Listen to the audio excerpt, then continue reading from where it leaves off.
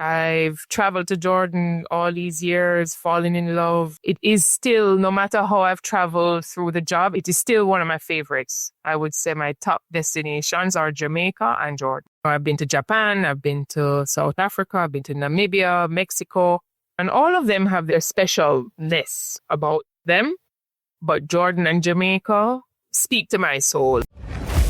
Hey, I'm Matt Bowles, and this is The Maverick Show. Stories from around the world about what really happens when you build a life beyond borders.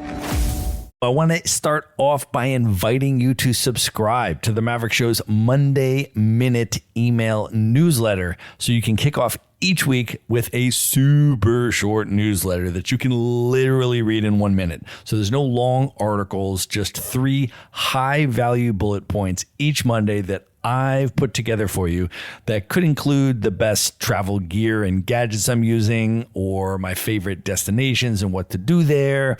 Could be epic experiences and events I'm attending around the world that you could attend as well. Or it could be things to watch or quotes to ponder or travel hacks. Could even be nomad communities to check out, etc. Basically, I'm going to distill down my ongoing learnings from 10 plus years of being a full-time digital nomad into 3 terse items of value that land in your inbox each Monday that you can consume in under 60 seconds. So if that sounds good to you, you can sign up at themaverickshow.com/newsletter. Once again, that's themaverickshow.com/newsletter. And now let's get into the episode.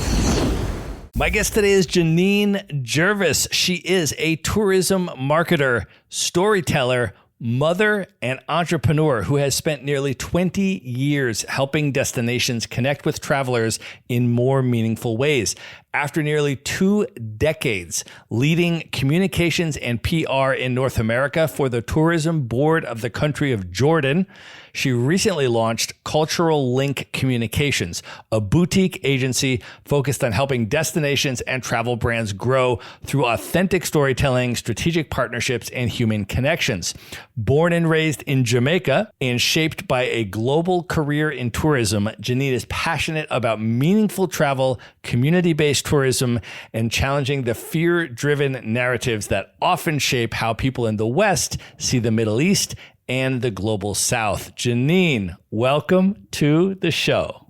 Thank you, Matt. It's so wonderful to be here. It's an honor to be on your show. Thank you for having me. Well, I am so excited to have you here because you are one of my very favorite people, and we have agreed to make this a wine night. So let's just start off by setting the scene and talking about where we are recording from and what we are drinking. I am in the Blue Ridge Mountains of Asheville, North Carolina, on the east coast of the United States. And I have just opened a bottle of Pinotage from South Africa. So I'm going to be drinking through that this evening. But where are you, Janine, and what are you drinking? So I'm in the beautiful tropical island, very hot at the moment, of Jamaica. I'm in Kingston, and I have opened a rosé. Well, that sounds like the perfect thing for a hot climate. A chilled rosé all day is typically what I do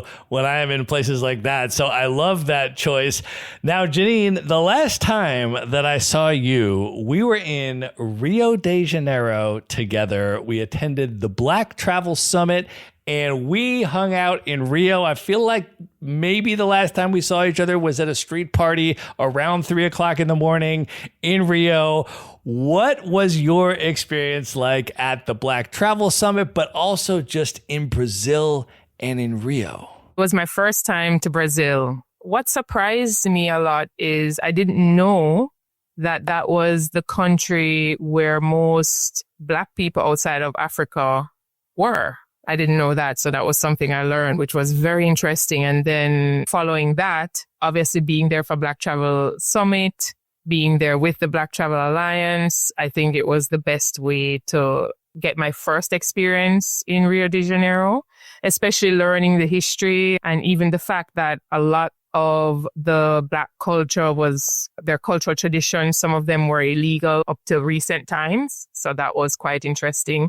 And lovely to see a lot of interest around telling that narrative more so now and see the rich, rich, rich Afro-Brazilian culture. And I want to go back to explore more because I was only there for the conference. I didn't get a chance to come before or stay after, unfortunately. So I need to go back and go further and go deeper. I have a very good friend and colleague, Gisele, who was the person who took me on my first trip to Jordan. She runs a marketing PR consultancy firm out of Brazil called Global Vision Access, and she represents a bunch of Brazilian destinations in the North American market, and she's actually one of my first clients for my new company. Well, Brazil is an absolutely magical country. I have now been there 5 times, and I try to go and stay as long as I possibly can. I stayed 5 weeks this time in Rio when I was there because it's just such a magical place. It's absolutely massive for people that haven't been. It's 50% of the population of South America lives in Brazil. So it's absolutely huge. And there are so many different really amazing and spectacular places there. So highly recommend that plan to return as soon as possible. But you were not just attending the Black Travel Summit, Janine. You were nominated for and you won the Victor Award for the Corporate Professional of the Year, which celebrates a leader within the corporate travel space who has championed inclusion, innovation, and impact in the global Black travel movement. Can you describe, first of all, just the Afrofuture themed awards gala, what it was like to be there at that event, and then what it meant to you to win that award? Well, first off, the fashion. Can we talk about the fashion? I think that's the thing that stood out so amazingly to me at the gala event in particular. Like everybody looked just so absolutely stunning, you know, speechless, really. Black people, we do it in style all the time. So that's the first thing. It was obviously a big honor for me because introducing Jordan to this market in the industry space. I would say when I first started working in Jordan, and for the first few years that I worked for Jordan, I hardly encountered creators or even travel advisors and operators that were Black. This has to change. We have to be more present in these spaces. So I kind of pursued working with the Black Travel Alliance once they came about as an organization. I had a lot of interest in making this like a passion for me as a goal that I wanted to at least accomplish is to open up these doors to Black travelers and work with content creators, photographers, travel advisors, and so on, who were especially rising in the travel industry. Being honored with that award definitely meant a lot, especially the timing, considering that I was actually on my way out from the Jordan Tourism Board. So this was kind of my last event before I finished my contract with the Jordan Tourism Board. And it was kind of bittersweet because I was being honored by an organization that I had such a passion for working with. And we had such a successful campaign for the time that I was there and we worked together. It felt good. And it will continue to be a passion project for me, no matter where I am in my career. I will always advocate and push to make sure that whichever destination or space I'm working with diversifies their marketing and make sure that we are in the room, we are in the space. We can see ourselves in the destination through the images, through the marketing, through the communications, especially today with the environment in which we live. I definitely want to talk about the story of how you initially got connected and so involved with the country of Jordan.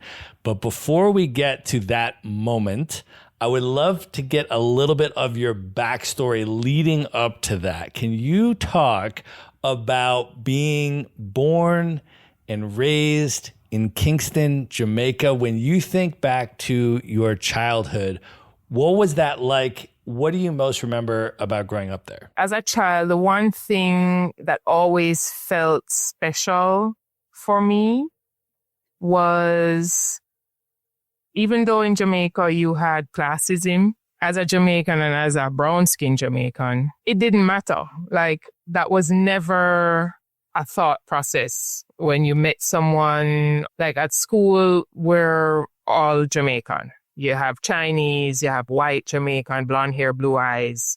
You have Indian Jamaicans, you have mixed from different backgrounds, mixed Chinese, black, white, black, all these different mixes. So the motto in Jamaica is out of many, one people.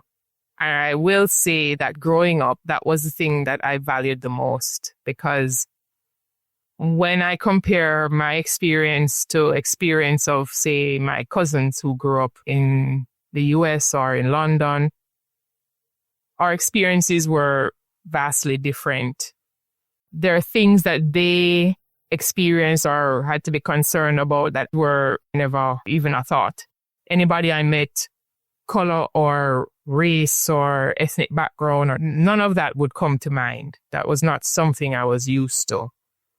But like I said, you had classism, but even that, the way I grew up, that wasn't really how I was raised or brought up.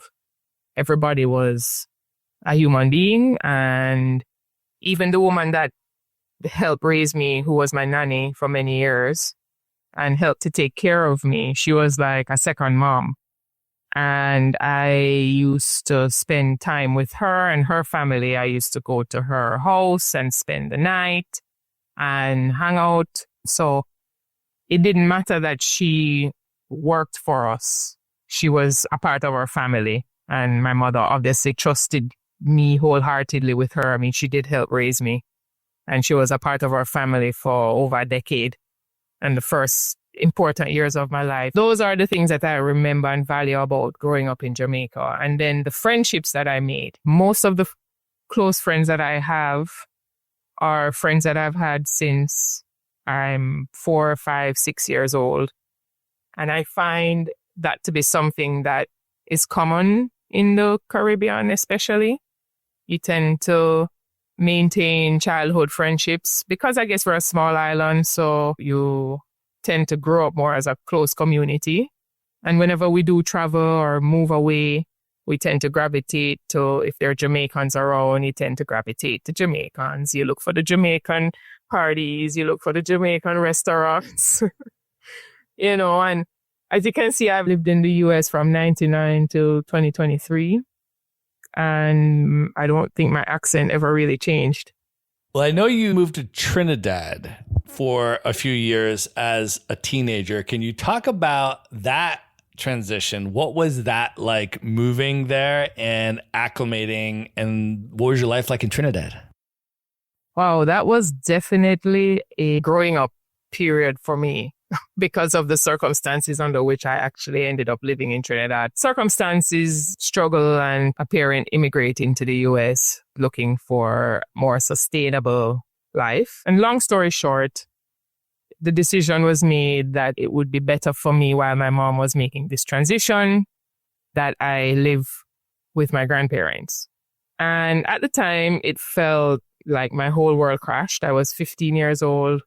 I had a whole life back in Jamaica. I had friends, I had crushes, all these things at 15. And so my life was uprooted without any plan or anything. So at the time, it felt like my life was in full turmoil as a 15-year-old. However, it turned out to be the best thing for me. In just the woman I am today has a lot to do with that decision, I would say. It brought me closer to my mom's side of the family in particular, because she's one of 6 siblings. And so as a result, they have kids. So I have lots of cousins. And then some of my cousins have kids. So they're grandchildren, great-grandchildren, etc. And my grandfather lived until he was 98. And my grandmother lived until she was 102. And when I moved in with them, they were in their 80s. I lived with them for 3 years. But having lived with them even though it was a rough experience in some ways, because as a 15-year-old, you're going to live with your 80-something-year-old grandparents. They're very strict. They're Caribbean. You're under real strict rules. And they're old school, of course. However, that's what stabilized me at a time when I probably needed some stabilizing, those teenage years when you're rebellious and doing all the wrong things. So they kind of kept me straight, kept me in line. And Trinidad is very good with the education system to Jamaica too. But I guess not having all the distractions of, the life I had in Jamaica, the fun life I was living, I was able to focus more on my schoolwork. And I did pretty well in school as a result. But most of all, I became very close to my family because a lot of them would visit from around the world. They would visit because my grandparents' home was kind of like the base point where everybody would come back to, because they would always want to come back and visit my grandparents. And we had other family in Trinidad as well. Like my uncle was there and other aunts and so on. So as a result, it gave me this closeness to a village that really, really helped sustain and was a village for me and my mom during a time when we needed one. For me, that was the most important thing out of it. And so I went back to Trinidad often after moving back to Jamaica and moving to the States. I would always go back to Trinidad whenever I could to visit my grandmother. I even went back and spent like a whole summer, 2 months, 3 months, worked there for a while, kind of spent time with my grandparents just because it was good to have people around them because they were living at home and they were getting older. The value on that is priceless. That's really what has shaped a lot of who I am today. Well, you and I both moved to Washington, D.C. in 1999. Can you talk about what that transition was like for you arriving in D.C. in the 1990s?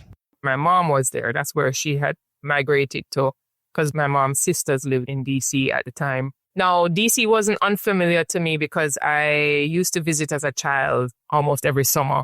We would come up and spend time with my aunt, my mom's sister, and her family, and we would drive to Canada. So I was very familiar with D.C. and the family that was there. So basically, there was a big extended family in D.C., a village, really.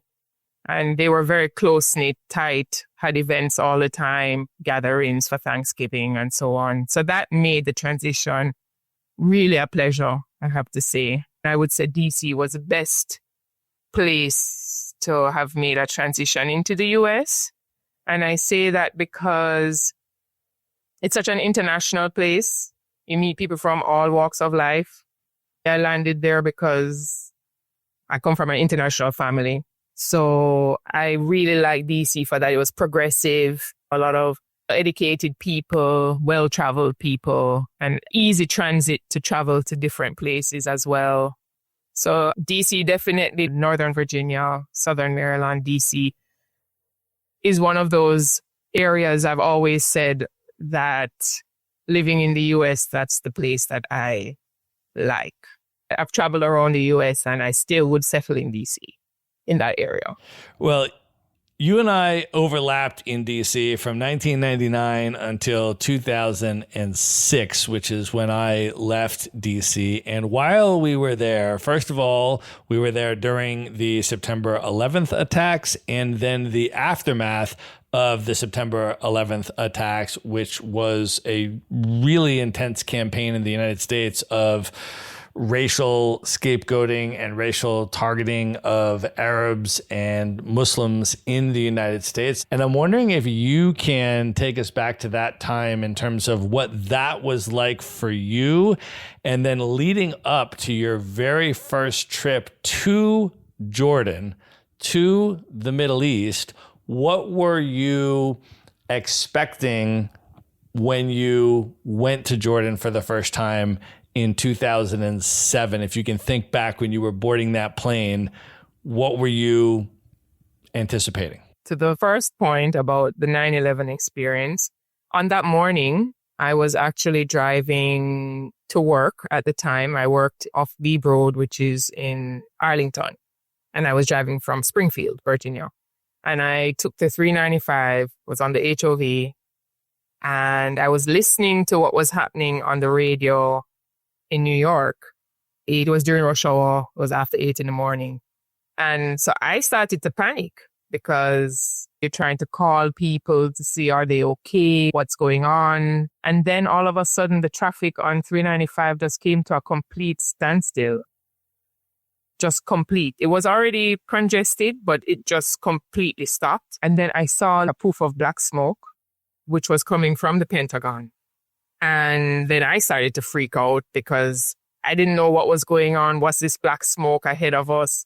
And then the traffic came to a complete standstill. And then agent cars, unmarked vehicles just started racing up the highway just out of nowhere. Just like 50 cars just driving. And we were at a total standstill. And then there was the news saying that the Pentagon had this plane crash into it and so on. But then, of course, not too long after, when you would drive past, you would see this big hole in the side of the Pentagon, which is the way I drove to work every day. But I wasn't knowledgeable on the Middle East. I don't think I'd ever met a Muslim at that point.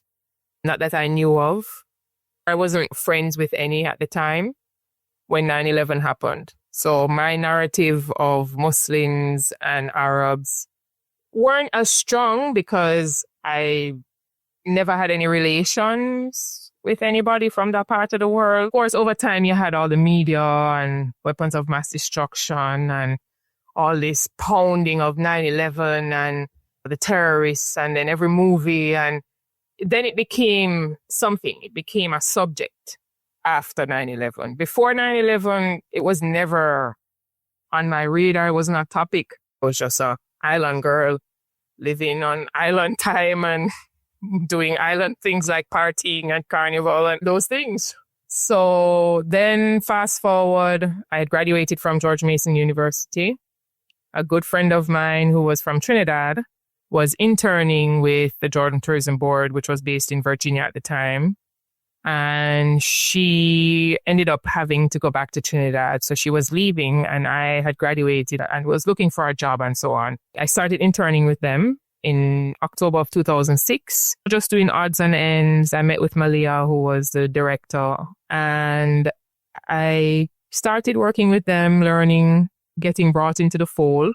And then March of 2007, there was a press trip that Gisele, who I'm now also working back with again, she was the communications marketing manager at the time. She took me on my first press trip to Jordan. They decided to hire me full time, and this was kind of a training trip because, of course, to sell the destination, you need to know it.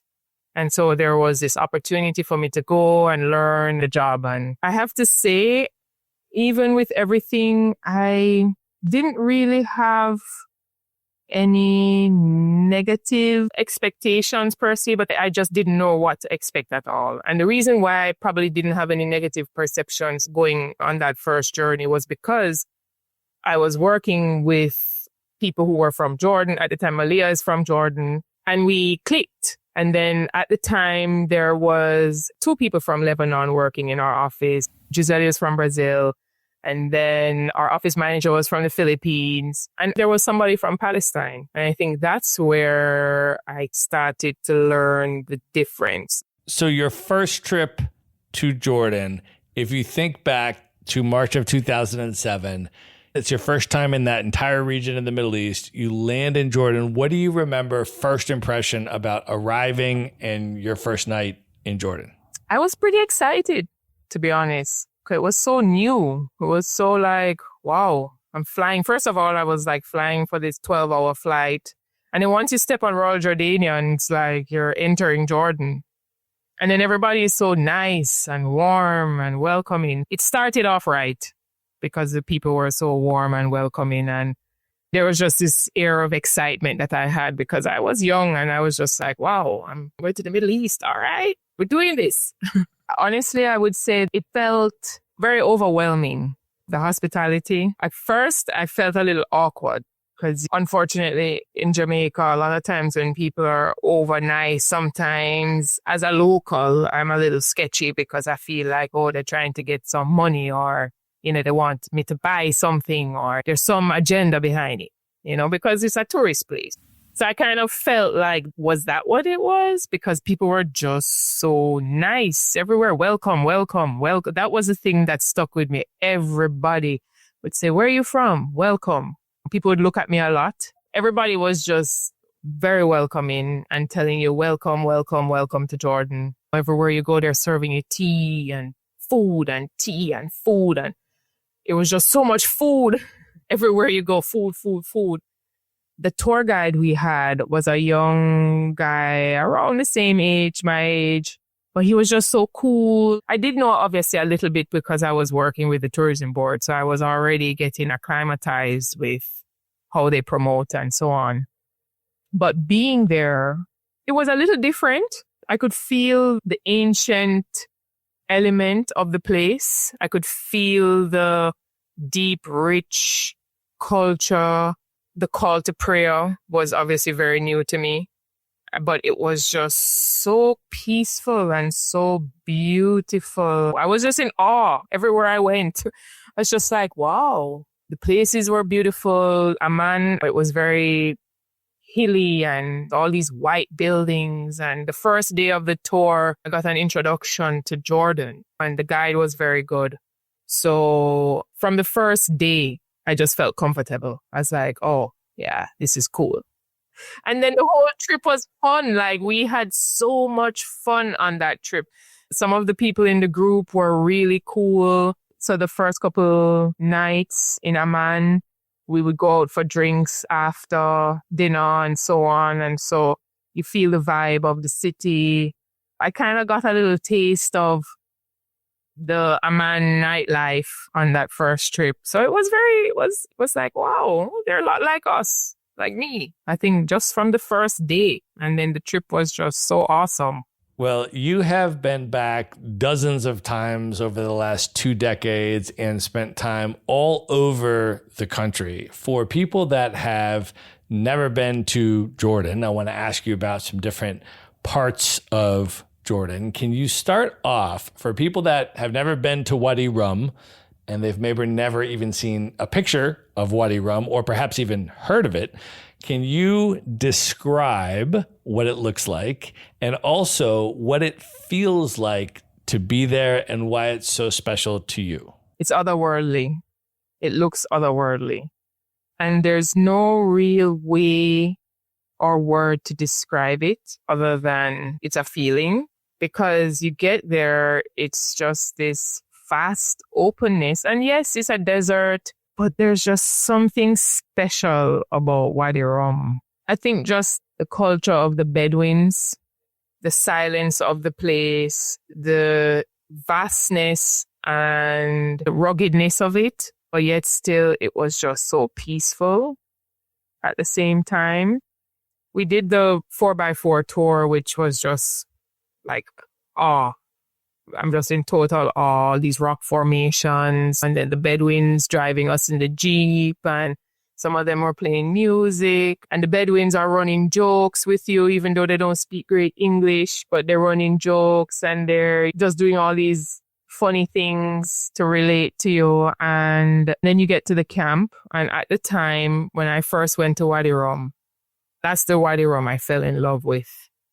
The Wadi Rum that didn't have too many camps. They didn't have these bubble tents. So that wasn't even a thing. It was just traditional Bedouin style camps at the time. And there was this one camp, it was called the Captain's Camp, where they had a private camp more outside of the village area of the desert. Because there are some main camps that are close to the village and close to the road that leads into the desert. And then there are private camps where you have to take the jeeps to the camp and you're out in the desert. So you're really able to capture the essence of it. And this camp was just very simple. They had little cots. It was still glamping because you weren't using a common tent and a mattress, like a little blanket and mattress. You were actually had a cot and they would have nice warm blankets for you because it got cold at night. And I wouldn't even sleep inside the Bedouin, even though the Bedouin tent was made out of goat hair. I wouldn't even sleep in there. They would have a fire set out And then they would set up dinner, and then they had some musicians come with the oud and different Jordanian drums and so on. And they had, after dinner, they would serve tea and coffee. And the guy that made the coffee, his name is Shabula. I'll never forget Shabula. He's actually from Egypt, but he had been living and working in Wadi Rum for a while. He was just such a personality. He would make the coffee. He would just keep us entertained all night. And the Bedouins were just so cool. They would just chill with us and hang out. And even though you didn't speak the language, there was still an element of connection. And then once the lights were out and the fire would start to dim, and you just lie down on the Bedouin cushion under the night sky, it's see the Milky Way. It's just like, wow, how did I get here? And from that night, that first time, that is one of my favorite places on earth. I will always go to Wadi Rum. I will never be bored of it. I recommend it to everybody. If I could go there every weekend, I would. I've even thought about, maybe I could be a Bedouin and move to Wadi Rum. Who knows? Can you share a little bit more about the Bedouin people and their history and culture and how they live and what you've learned from them from your interactions with them over the years? The Bedouins are resilient people. They live under these harsh conditions and they live with such connection to the land and to animals. They love animals, especially camels, of course. And camels are very important in their culture. Of course, they're the ships of the desert. So that's how they would usually traverse the desert. And so they have this connection with camels. I would say like how in the Western world, people have connection with dogs. I think Bedouins have connection with camels, and camels are such like spirit animals. But their traditions and the nature of hospitality embedded in their DNA is just what intrigued me the most. And the fact that they live such a simple life with not much and in such harsh conditions, but are so welcoming to anybody. And it doesn't matter who you are, where you're from. They don't care. They don't even ask you where you're from or who you are, what religion you are. Like, it's almost offensive to ask that. And so that kind of struck me as well. And they talk about that. And then the whole tradition of their coffee tradition and how coffee is so important within the Bedouin tribes and how they use coffee in so many different ways or ceremonial ways. So for instance, if they are having a tribal dispute, they resolve it through coffee. Like, they have to sit and they have to have coffee, and depending on how they receive the coffee, you can tell whether they're upset and they're there to talk about something serious. So there is this tradition with it. And also there's a way that they grind the coffee. There's a specific sound that it makes with the brass, and they make this sound and it rings out through the area. And so Bedouin families from the area, if they hear that, it's a signal to come for coffee, come and commune and come for coffee, come eat some food and gather. I didn't have phones and those things. You don't have signal in the desert, right? So there was that. But then there was also the side of just being able to sit. You might think that because they're Bedouin and they're Muslims, they're super conservative, oh, you can't sit and talk with them. But that was so the opposite that I had. They were so friendly. They would sit around the fire with us even after everything was done. They would hang out, we would talk, we'd exchange cultural questions. And I had so much in common with them more than anything else. Even though we were from different worlds, there was still a lot of commonalities that I found with the Bedouins and with Jordanians on a whole, or with Arabs on a whole, really. Well, there are also a substantial number of Palestinian refugees that live in Jordan. And I'm wondering if you can share a little bit, as you've gone back over the years, over the last couple of decades, and learning about the Palestinian history and the Palestinian struggle. Are there any particular encounters with Palestinian refugees in Jordan that you can share that really helped to shape your understanding of that history and that struggle, and just give folks a sense of what the Palestinian experience is like in Jordan? There was this one tour guide who was very passionate about the Palestinians because he is obviously of Palestinian heritage and he has family from Palestine. I think he's been to Palestine. And so he's the one who really started to educate me on the Palestinian struggle and what the Israelis have been doing to the Palestinians for all these years. So that would be my real lesson and knowledge on what was happening. And some of my colleagues that I worked with were very well knowledgeable on the topic and would give me a lot of insights. Well, you have, on a personal level, been very outspoken against the genocide and in support of the Palestinian liberation struggle, which I have appreciated so much. And you were on a keynote panel last year that I attended at the Women in Travel Summit in New York City, entitled Travel, Power, and the Role of Creators in a World on Fire. You were on that panel with Yulia Denisyuk and Dr. Anu Taranath, who Maverick Show listeners know because they've both been on this podcast. And on that keynote panel, the discussion centered the genocide in Palestine and ended up getting a standing ovation from 600 people that were in the audience.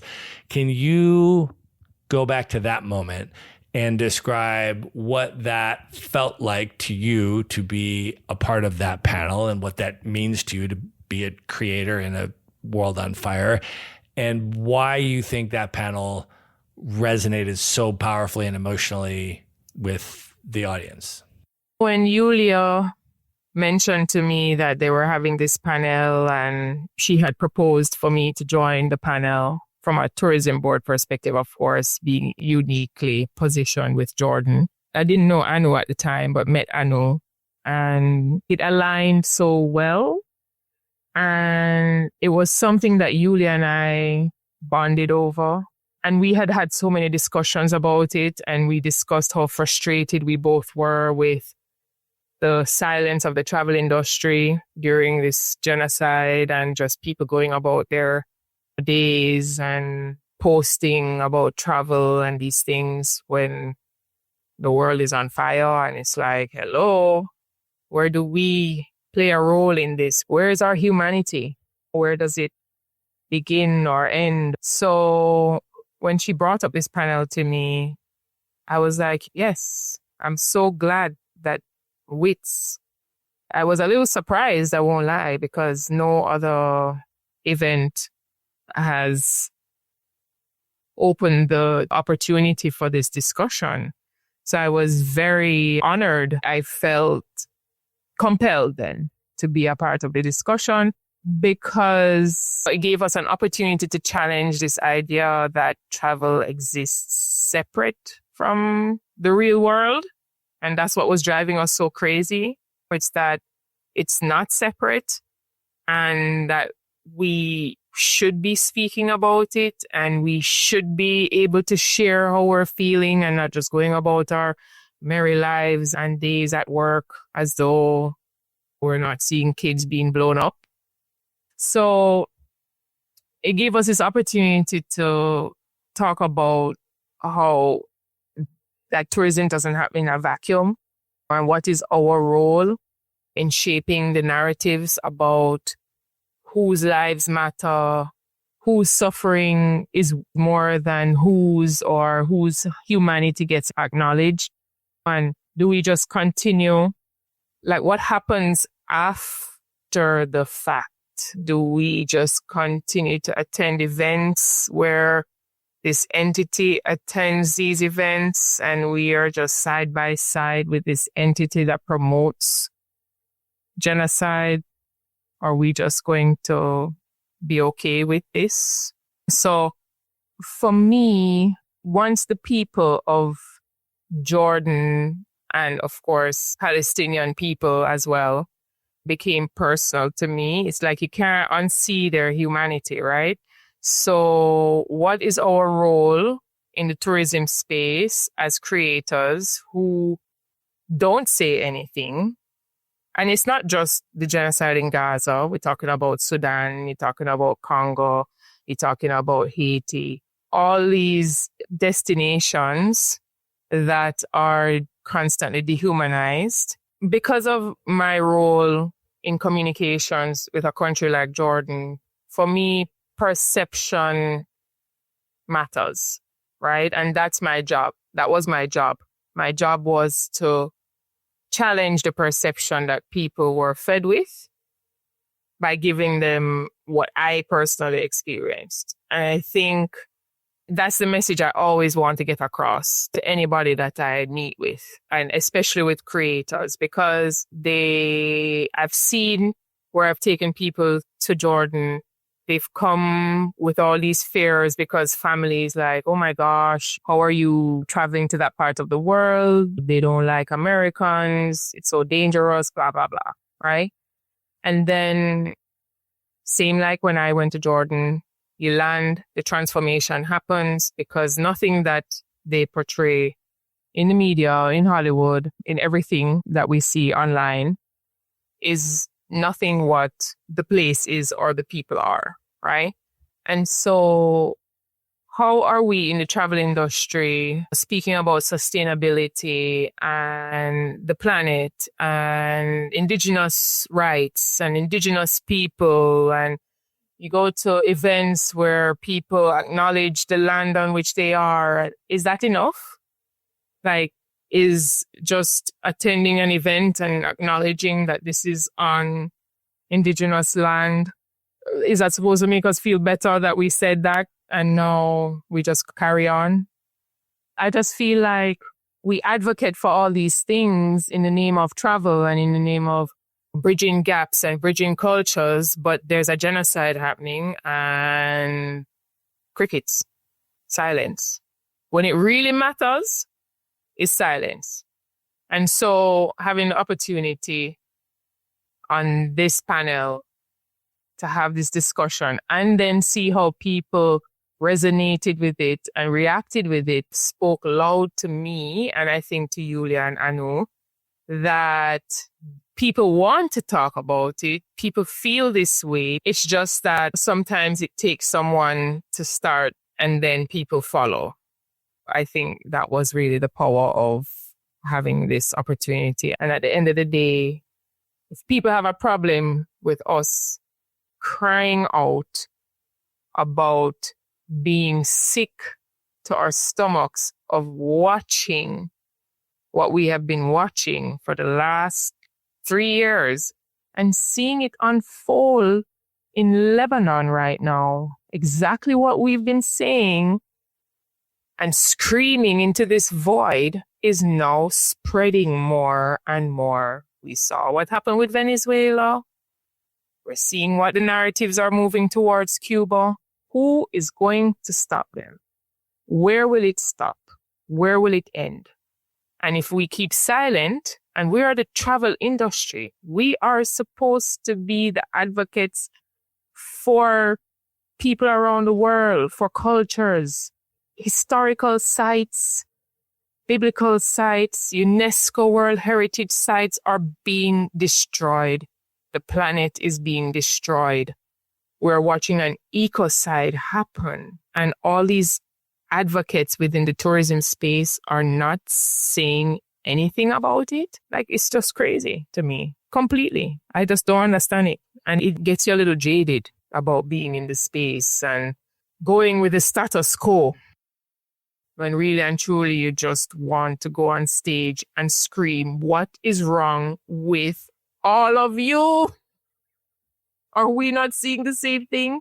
And I give Beth a lot of credit for having the courage to go through with it and to stick with it and not give in to the pressures that I am almost 100% sure she was under for having such a topic discussed in a time where nobody wanted to touch it.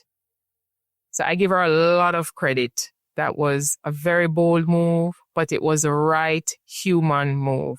I'm super excited for Beth to hear that. I actually saw her about a week ago in person, and I said pretty much the same thing that you just did in my own words. But I really do, because she's really the only one that did it. And this is how I'm now deciding which travel communities that I want to support. Another person that did that as well is Avita Robinson at Nomadness Travel Tribe. And she had a keynote panel. She invited me to be on it, and she invited Amani Bashir to be on it. And we both wore Palestinian kufias on the keynote panel. And the whole thing was travel and activism was the theme of the keynote panel. So big shout out to the people that are doing that. Shout out to Beth, shout out to Avita, because that's really important stuff. And when people do that kind of stuff, those are the travel communities that I want to support. That's what I want to promote. That's what I want to attend. That's what I want to participate in. And I want to encourage people to go and support those events.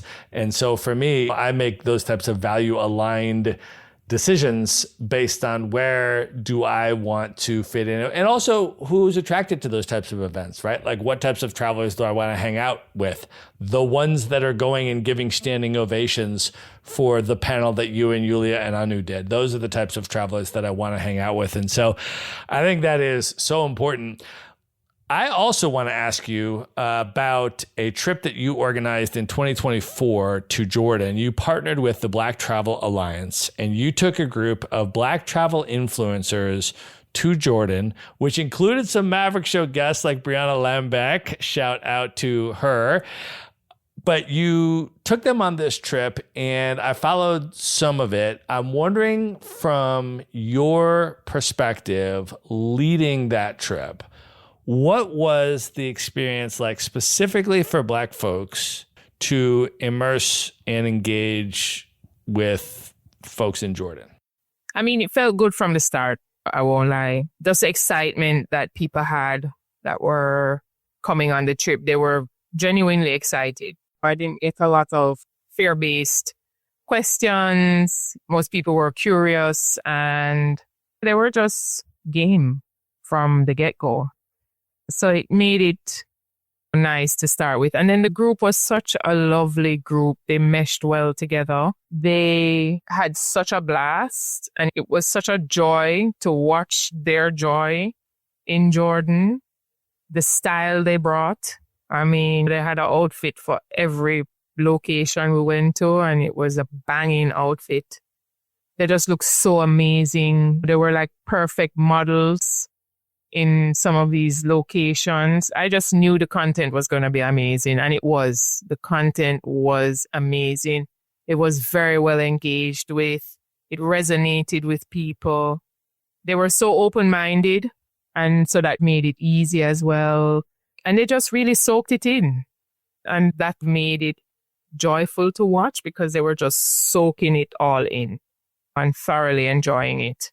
And everywhere we went, the people we met, they were very engaging and just very open to trying everything. So it was just a joy to see them enjoy. And it was also a joy to see how the Jordanians welcomed them. They felt welcome, like genuinely welcomed. So you've now spent almost 20 years representing a destination that is often quite misunderstood in Western media. What has that taught you about how narratives are constructed? What are the power dynamics there? Who benefits from maintaining these narratives? And how can we most effectively disrupt them?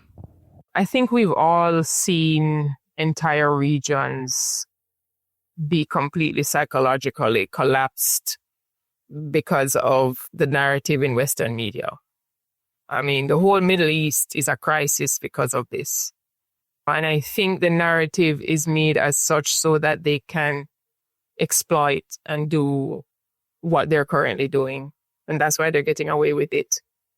And when you control the media and Hollywood and all the recording studios, and you control everything, then it's harder to unite the people because it's divide and conquer, right? And to divide and conquer, you have to control the narrative.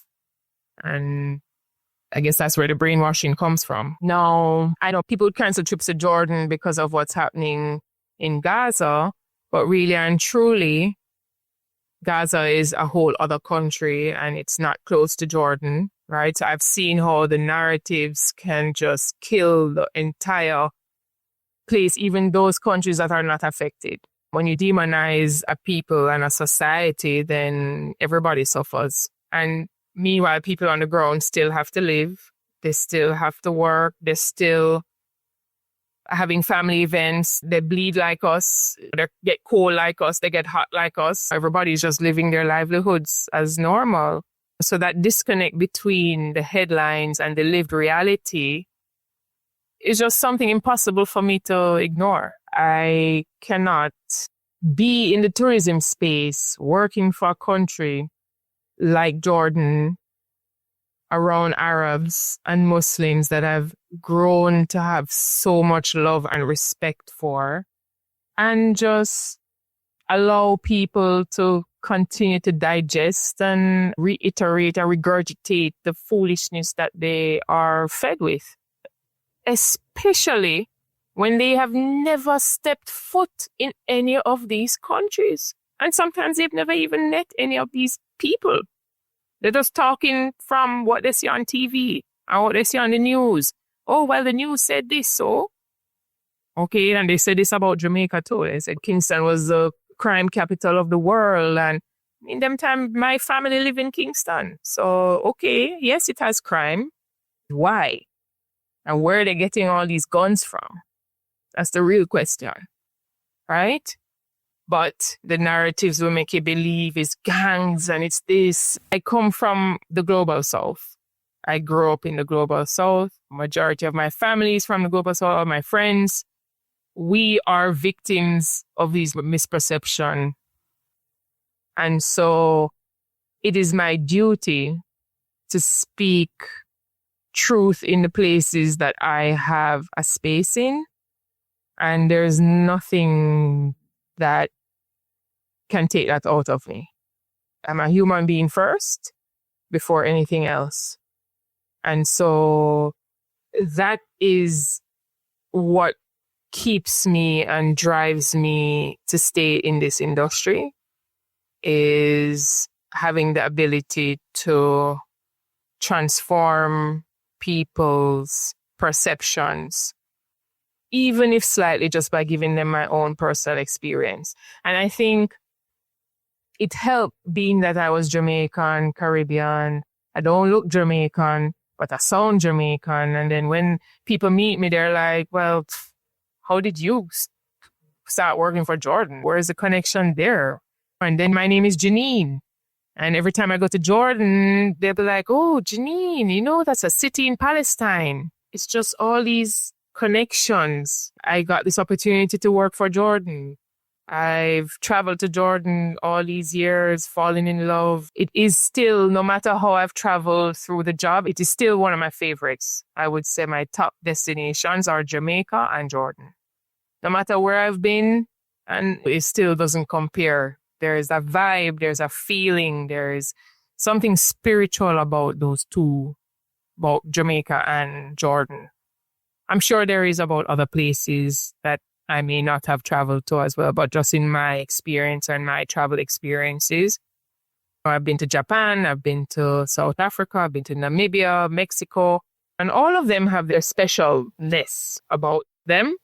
But Jordan and Jamaica speak to my soul. So, Janine, you lived outside of Jamaica for almost 25 years, and you just moved back to Jamaica in 2023.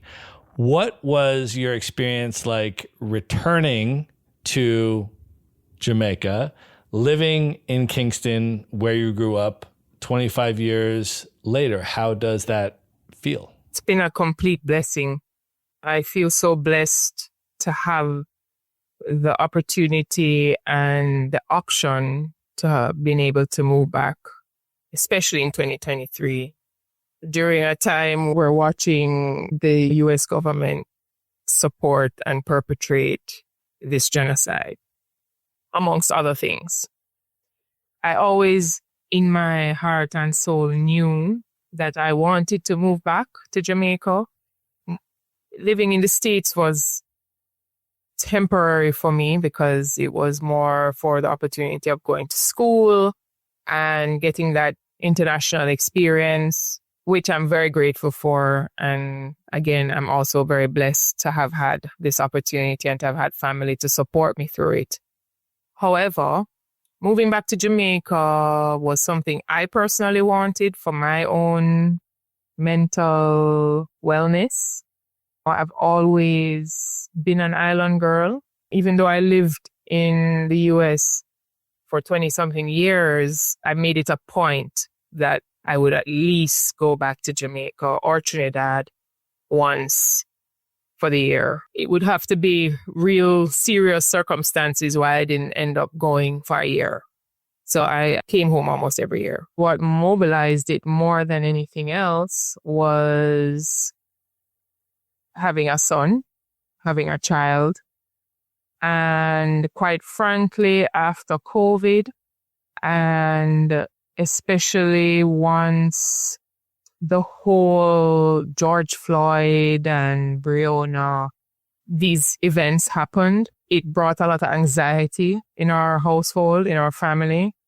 I just had a lot of anxiety and panic over my family's well-being. My husband is a Black man. I worried about him going for jogs. I worried about him going to the track next to our house to go exercise. I worried about him driving on the road and being pulled over by police. It was just a constant anxiety when he left the house. Will he come home? Or is he going to be the next statistic? All these things. I'm also very pro-Palestine. Before the genocide, I always wore my scarves in the winter. They were my favorite scarves. I have like hundreds of them. And since the genocide, I felt like I would have a target on my back by wearing this scarf. Everything is just all heavy. It's very heavy. And fear-mongering. Like I had so much anxiety. I ended up having panic disorder as a result. And that's what really, I think, pushed me to decide that I needed to be in a place that was good for my mental, good for my wellness, state of mind. And somewhere where I wouldn't have to worry about my son or my husband because of the color of their skin, just because, literally. So Jamaica has always been that place. And like I said, I've always come back home over the years. And so I knew that this was where I wanted to retire and raise my child. And because of COVID and working remotely through COVID, I just made a decision, with everything that happened with COVID and people, life just seemed so fleeting that at this point it was like, it's either now or never kind of a thing. So the opportunity presented itself and I took it. And it has been the best decision I ever made. My son is doing amazing in school. There is a community here. He doesn't, as a young child, have to worry about color of anybody's skin. And being in a school, doing drills for shooters and things like that. I think that was the biggest thing for me too, the whole school shooting epidemic that we see in the United States. I think that the racism and the school shooting epidemic, those are the two main driving forces that prompted this move, regardless of anything else. That was the most important things that I just didn't want to have to subject my family to. And you are also in a career transition. Can you talk about your new entrepreneurial endeavor launching Cultural Link Communications and what you have got coming up with that? This came after a major ending to my 18-year career with Jordan Tourism Board, North America. And it forced me to ask myself, who was I outside of this role? An identity that I had carried for like nearly 2 decades. There was definitely quite a bit of grief in that transition, I won't lie, because it's something that this is what I'm used to. And now I have to completely transition my entire mindset. But there's an excitement and a kind of a freedom in building something that reflects my values, my relationships.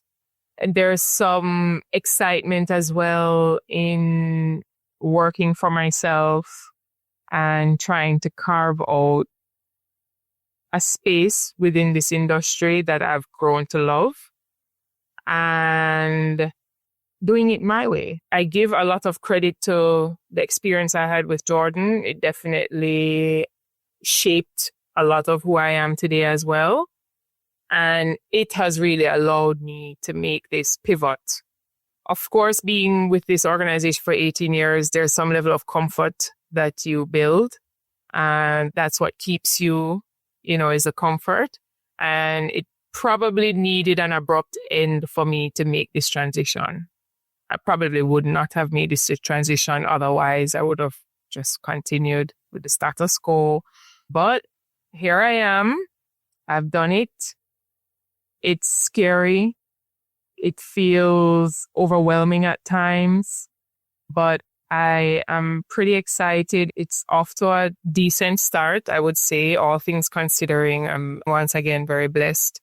I think my relationships and the years I've spent in the industry is showing up in many different ways. I'm so grateful. I have 2 clients already, like I mentioned. One with my colleague Gisele, who I started Jordan with, in addition to Malia.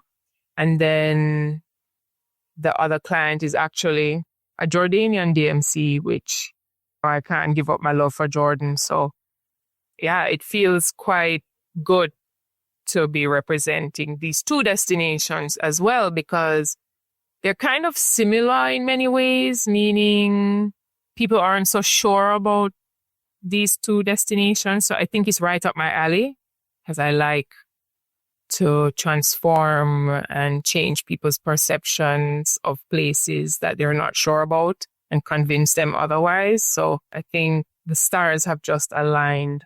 How do you think that all of the travel that you have done up to this point has impacted you as a person? I'm not sure I would like myself if I didn't have this travel experience. I think I would be pretty ignorant. I'd be totally propagandized and ignorant. I feel like it has given me a priceless opportunity to see that we all have so much in common around the world. We have more things in common than we are different. The differences don't make any one culture wrong. Or there's nothing wrong, I don't think, with any culture per se. And it has basically taught me to not judge. It has taught me to not be judgmental, even in my everyday life. I try not to judge any situation at all on the surface until I get to know deeper what something is or what a place is. It has taught me not to be prejudiced before experiencing. It has taught me that you really don't know until you know. So for me, travel is the most important thing in life. I think travel is even in some ways more educational than going and sitting in a class for 8 hours a day. So I have no qualms about taking my son out of school to take him on a trip to learn about another culture, see other people, learn new things, and missing school for a week or 2.